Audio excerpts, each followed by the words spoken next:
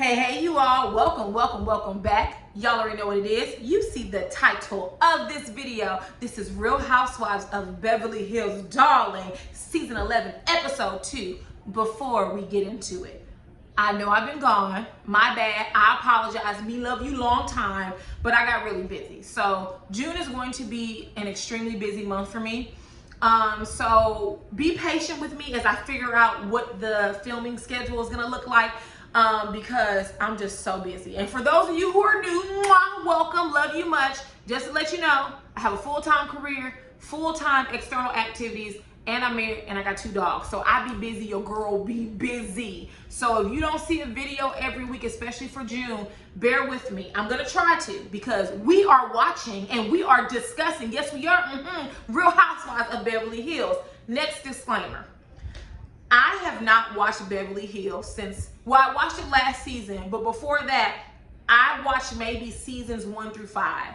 After that, there is a gap in knowledge that your girl has. So please, I'm gonna need y'all to help me out. If there's any information, background information that you all have, please drop it below, because I will need it. If I have it wrong on something, tell me, like, oh no, contrary, girl, you didn't know that Lisa Rinna did this in season blah, blah, blah, and you didn't know that Kyle did this. Tell me, honey, because I do not want to get it wrong. So with that, let's go ahead and briefly get into episode 1. So Kyle has a nose job. She lied and said she broke her nose. I call BS. She wanted a nose job. It looks nice. Moving on. What do I think about Erica Jane? You all, I don't know what to think about Erica. I think she's very calculating. And my spidey senses go off that she's a liar. Y'all tell me if I'm wrong or right, because I know she's about to drag this divorce all season, because she's gearing up. She's amping up. No one knows what goes on behind closed doors. Oh, girl, shut up. You weren't saying that when you was rocking all that Louis Vuitton and Chanel and exclusive. Now all of a sudden your life is hectic and sad. I'm just not here for it. These are rich white women problems, and I just can't identify. Cherie made an appearance, Will Smith's ex-wife. I think her last name is Fletcher. I like Cherie. If y'all saw Hollywood Exes, her and Mai Tai and Nicole Murphy and them other women used to cut the food, and I loved it. I would be happy to see Cherie as a friend of the wives on this franchise, or either possibly a full-time role. Garcelle, I see you trying to put your friends on, and I'm here for it. That's what black girl magic is. Moving on. Next, we get to the crux of episode 1, which was the Garcelle and Lisa Rinna discussion. Listen, Garcelle unfollowed Kyle. She unfollowed Lisa Rinna. And after last year's reunion, I understand why. You all are not friends. Ain't no need of me to lie, kick it. Ain't no need of me to fake it till I make it. I'm going to unfollow you. Garcelle is hesitant to meet up with Lisa because she doesn't trust her, because Lisa and Denise were good friends. And you all tell me if I'm wrong. I thought that Lisa and Denise were good friends, but I didn't think that Lisa and Garcelle were closer than Lisa and Denise. When Lisa said that, when they sat down, I was confused, but you all let me know, fill in the gaps, because I didn't think that, and it seemed to be that Garcelle was confused as well. So as soon as Garcelle sat down, Lisa apologized. She said, listen, you know, I wasn't a good friend to you. I wasn't a good friend to Denise. And she apologized profusely. Garcelle wasn't here for it. And honestly, and we'll discuss this later on, I wish Garcelle would have told her that, because Garcelle seems to have a character flaw that I have, which is that she holds grudges. And she will hold it until she can't hold it any longer.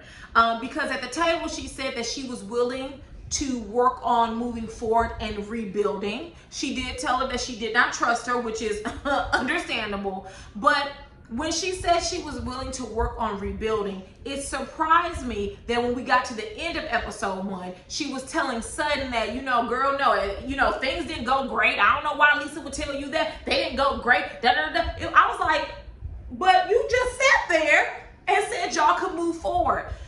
If I was Rinna, I probably wouldn't have said great, but you all were in a better space. And it sounds like to me, or it appears to me that Garcelle holds on to things and she doesn't say what she means all the time. But we'll talk about that in episode 2. I will round this off by saying I am loving Crystal Minkoff the snob. She is going to get these white women together. Her and Garcelle, I hope you know, Wonder Twin forces unite.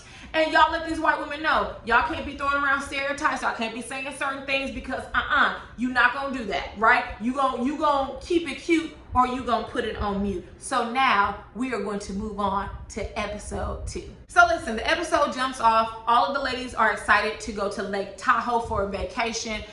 They were filming in the middle of the height of this pandemic, so they're ready to get out of their homes. They're ready to, you know, just have some fun with the girls. So Kyle and Garcelle meet up. I'm happy that Garcelle was honest with Kyle and that she told her that she was apprehensive about that discussion. She said she was reluctant to come, which is fair. Like, you and I don't get along, so I'm kind of anxious to meet with you.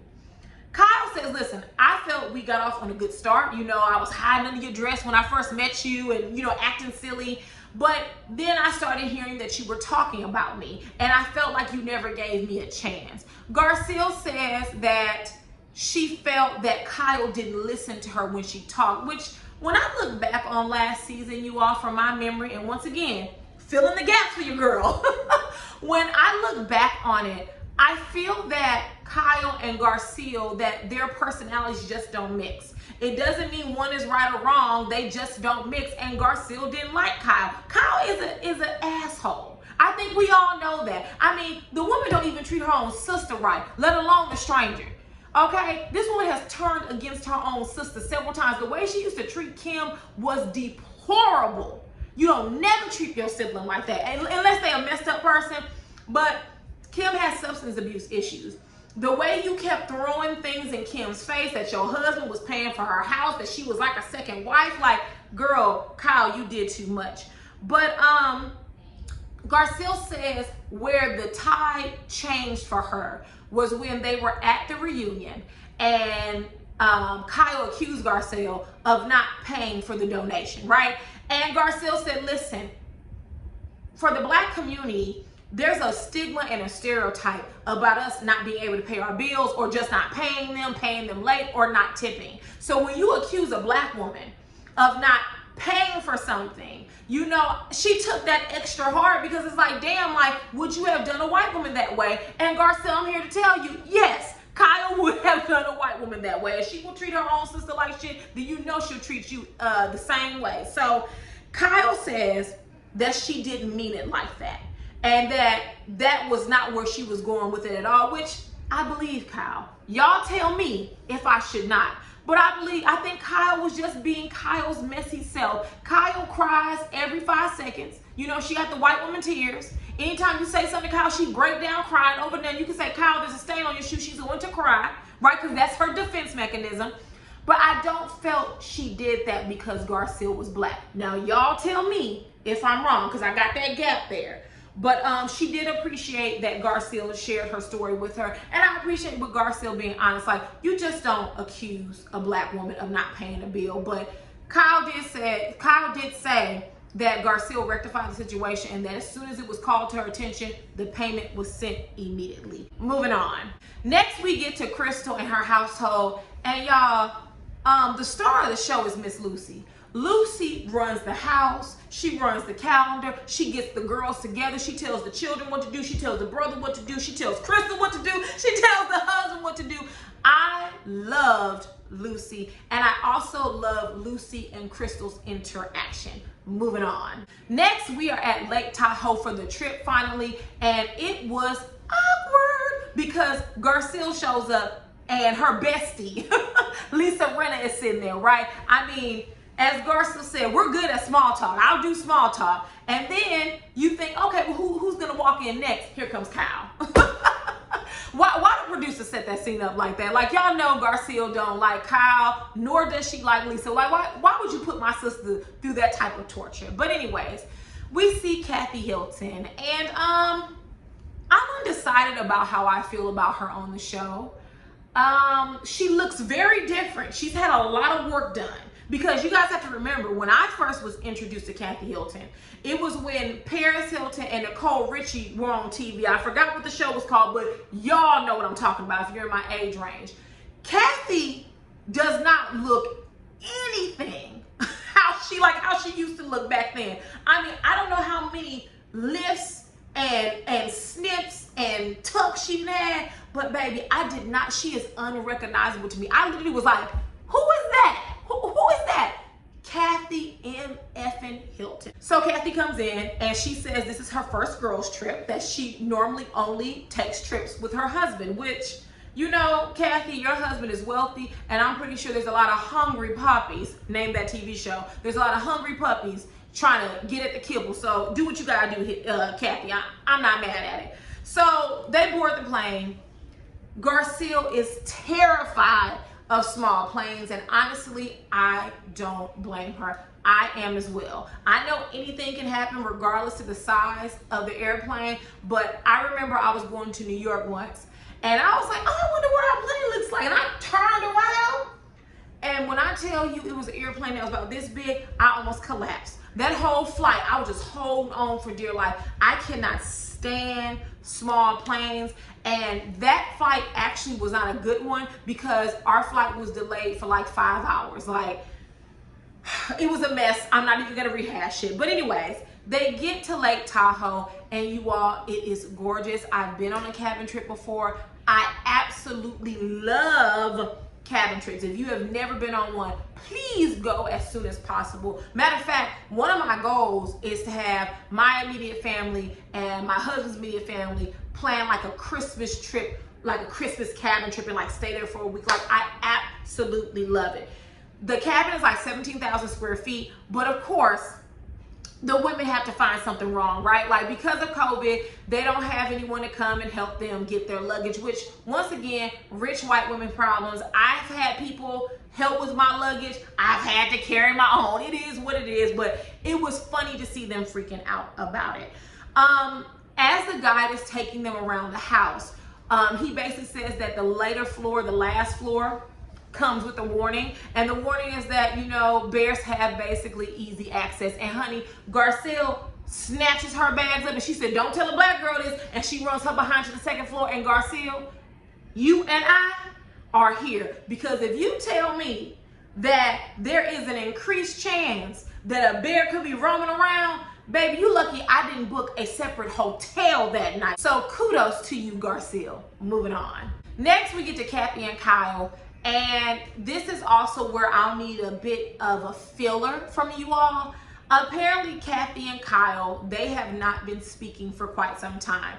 In preparation for Real Housewives of Beverly Hills, I did go and try to read some blogs, and I did find one that said Kathy and Kyle don't talk because of how Kyle treated Kim. And baby, I don't blame you. Like, you know your sister has an illness. You know she has a substance abuse problem or alcohol issue, and you have been exploiting that for years in the show, and you have failed to have her back. You've had your rusty, dusty friends' backs, but you haven't had hers. So let me know if that's true or not. Get down in the comments, let me know, because I have no clue. That's just what I read. But Kyle said that she's happy to reconnect with Kathy. Kathy says she can't sleep without a fan humming. Like, she can't.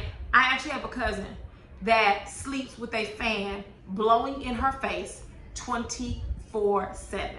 Okay? When she goes to bed, there is a fan blowing directly in her face. It doesn't matter if it's winter, summer, spring, or fall. So that's not the first time I've heard of someone needing a fan to go to sleep. Moving on. Next, we get to dinner, and you all, Kyle burns the shit up. I was so upset because those thick pieces of salmon, do y'all know how much that costs? Girl, whenever you go down to a market, you gotta damn near sell a kidney to get some damn salmon. And you had all that fresh salmon. It was nice and thick and beautiful, and you burnt it? Girl, y'all had a chef there. Kyle, I don't know why you volunteered to cook, but honey, I would have been pissed, okay? Because I'm like Candy when it comes to food. I am here for the food and for the food only. So the fact that you burnt my salmon to a crisp, oh no, honey. And the girls, oh, it's good, it's great. No, it's not. No, it's not. Several people left that salmon sitting right on their plate, and I would have as well.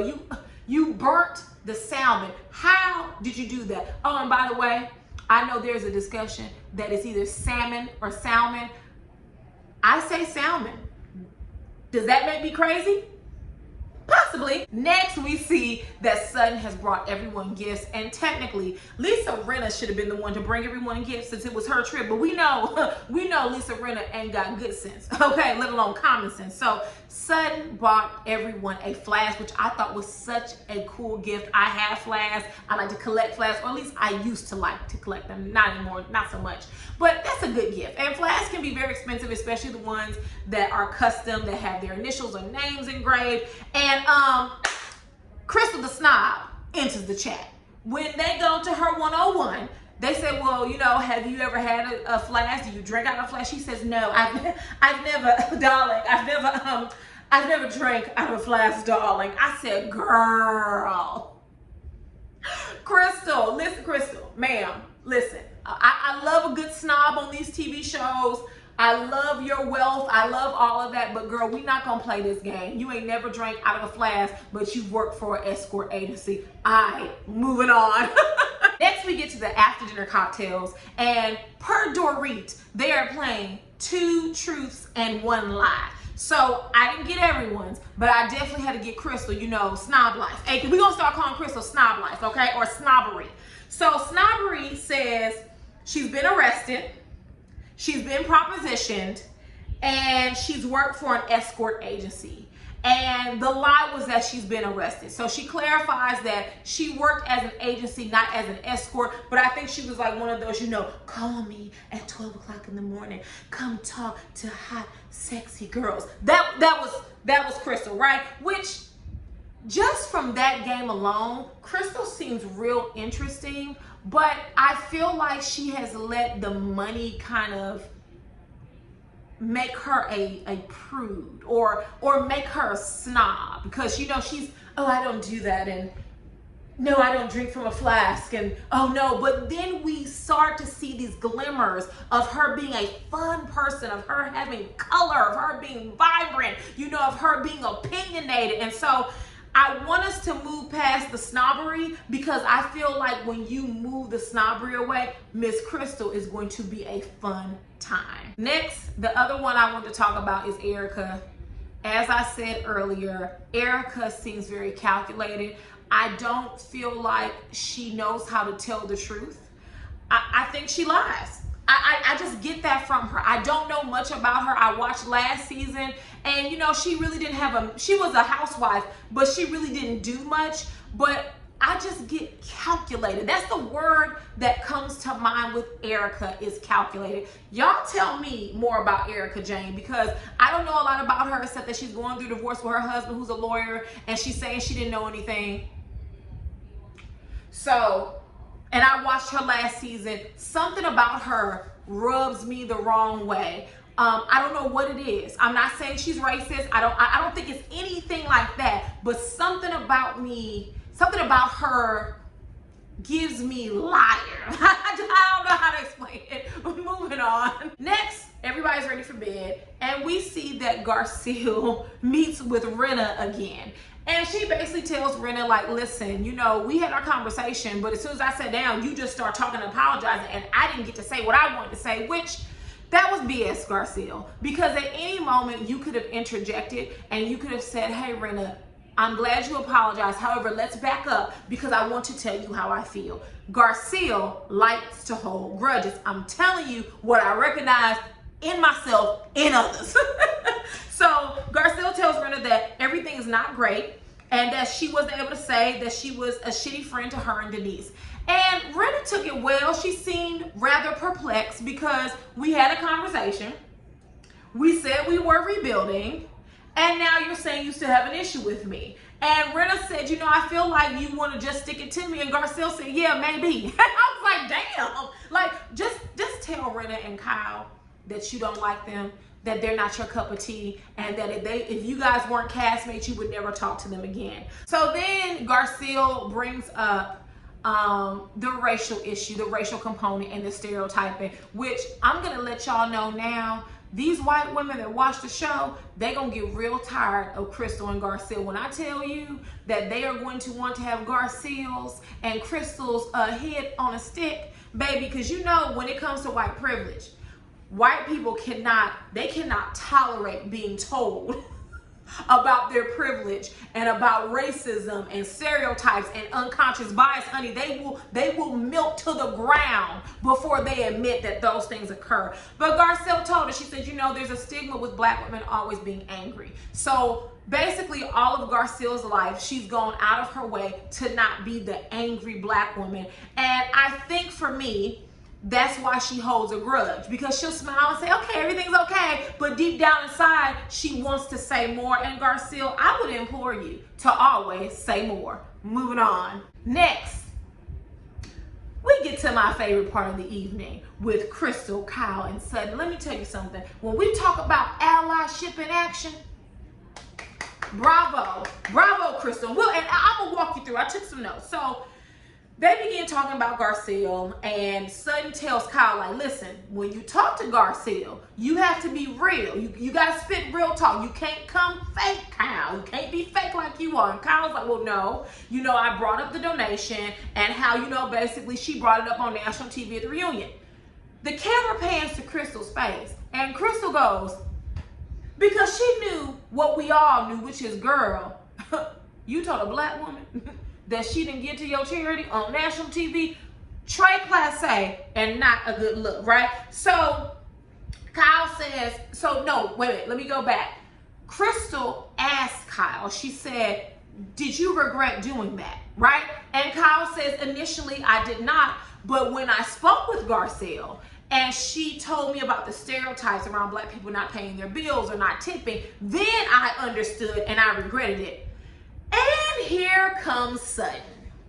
So, although I have not watched Real Housewives of Beverly Hills, you all, you know, my friends, they tweet about it, and I watch, you know, reviews here on YouTube, and I saw so many people, including my friends, just in love with Sutton. And Sutton is a Southern white woman, or as she would say, a Southern belle. Sutton is not in her 20s. She's not in her 30s. And I would be hard-pressed to say she's in her 40s.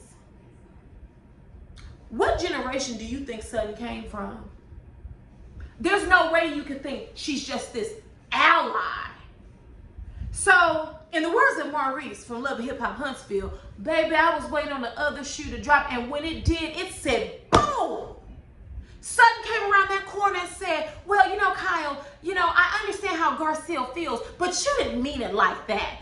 And when I tell you Crystal almost broke her neck, she said, Crystal literally was like, wait, what we're not going to do is we're not going to tell a woman of color how they should feel or how they should not feel. It doesn't matter what you think Kyle meant. You have a black woman telling you how stereotypes can affect them, especially in their everyday life. And Crystal even said, you know, listen, I'm Asian, I'm Chinese.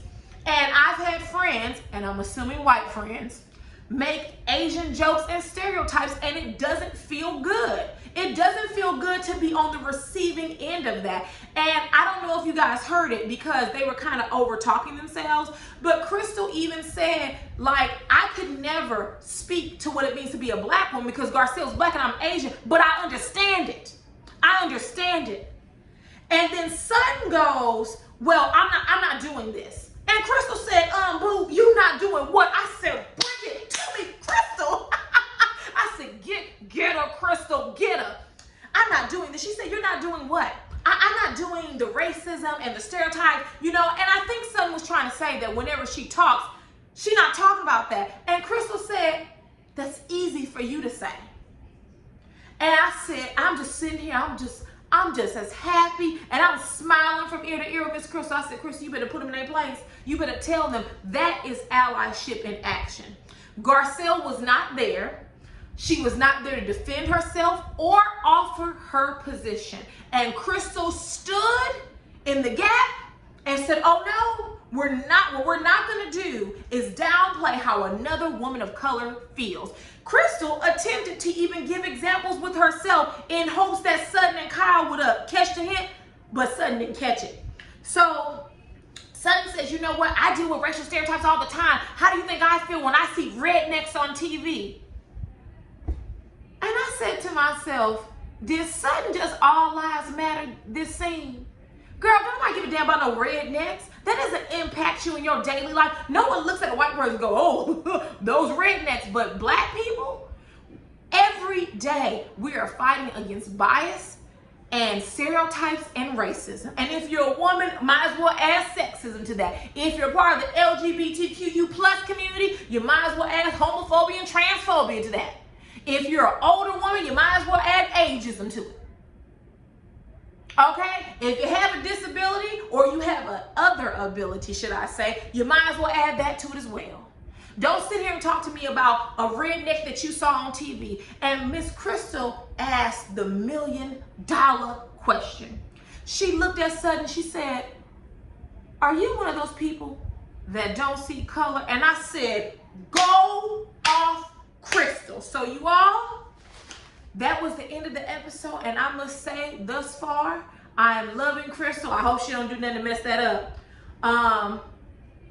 Erica and Kyle and Rena, I could do without. I love me some Garcelle, and I feel like I'm forgetting someone, but oh well, it doesn't matter. So, drop down in the comments. Let me know your thoughts. Help fill in the gaps for me, you all, because like I said, I haven't watched it for a number of years, okay? But we will be talking about this show every week. So if there is nothing else, I will see you all later.